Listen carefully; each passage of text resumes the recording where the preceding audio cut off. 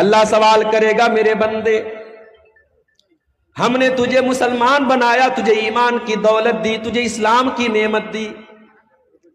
تو نے اپنے دین کو سیکھا کہ نہیں سیکھا؟ بندہ کہے گا اللہ میں نے بہت سیکھا، ہر جلسے میں جاتا تھا، ہر تقریر کو سنتا تھا، 3 گھنٹے میں پنڈال کے نیچے بیٹھا رہتا تھا، سر ہلا ہلا کے پوری تقریر میں سنا کرتا تھا، اے اللہ میں نے دین کو برابر سیکھا۔ دوسرا سوال ہوگا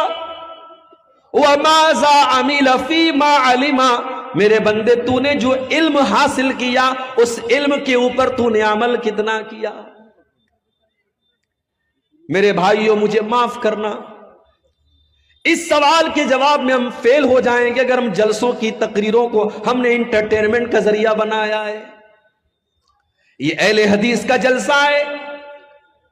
علماء یہاں قرآن بیان کر رہے ہیں، نبی کی حدیثیں بیان کر رہے ہیں، یہاں آپ کو دین سکھایا جا رہا ہے، اس لیے نہیں کہ آپ ایک کان سے سن کر کے دوسرے کان سے اڑا دیں، اس لیے سکھایا جا رہا ہے تاکہ آپ دین کو سیکھ کر کے اس کے اوپر عمل کریں۔ ذرا نبی اکرم کی سیرت اٹھا کر کے دیکھو میرے بھائی،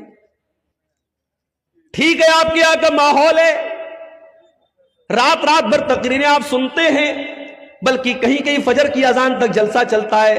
ٹھیک ہے، میں اس کو حرام نہیں کہتا، میں اس کو ناجائز نہیں کہتا، میں اس کو غلط نہیں کہتا، مگر آپ ذرا اپنے نبی کی سیرت اٹھا کر کے دیکھو، اللہ کے پیارے نبی عشاء کی نماز کے بعد عشاء کی نماز کے بعد کوئی جاگتا رہے یا بات چیت کرتا رہے، اس کو اللہ کے نبی پسند نہیں کرتے تھے۔ حدیث کے الفاظ ہیں، حدیث کے الفاظ ہے کہ اللہ کے پیارے نبی عشاء کی نماز کے بعد بات چیت کرنے کو یا بلا وجہ جاگنے کو پسند نہیں کرتے تھے۔ اور اللہ کے رسول کے زمانے میں صحابہ کرام کا طریقہ کیا تھا؟ 2 گھنٹے کی تقریر نہیں ہوتی تھی ان کے دور میں، نہ صحابہ کے دور میں ہوتی تھی، نہ تابعین کے دور میں ہوتی تھی۔ ان کا طریقہ کیا تھا، ان کا انداز کیا تھا؟ عبداللہ ابن مسعود کہتے ہیں ہم اللہ کے نبی سے قرآن کی 10 آیتیں سیکھا کرتے تھے، ہم اللہ کے پیارے نبی سے قرآن کی 10 آیتیں سیکھا کرتے تھے، اور جب تک ان 10 آیتوں پر عمل نہیں کر لیتے تھے ہم آگے نہیں بڑھتے تھے۔ ہم نبی سے 10 آیتوں کو سیکھتے تھے اور ان کے اوپر عمل کرتے تھے، پھر 11ویں کا نمبر آتا تھا۔ معاف کرنا میرے بھائی، ہماری کمی یہی ہے،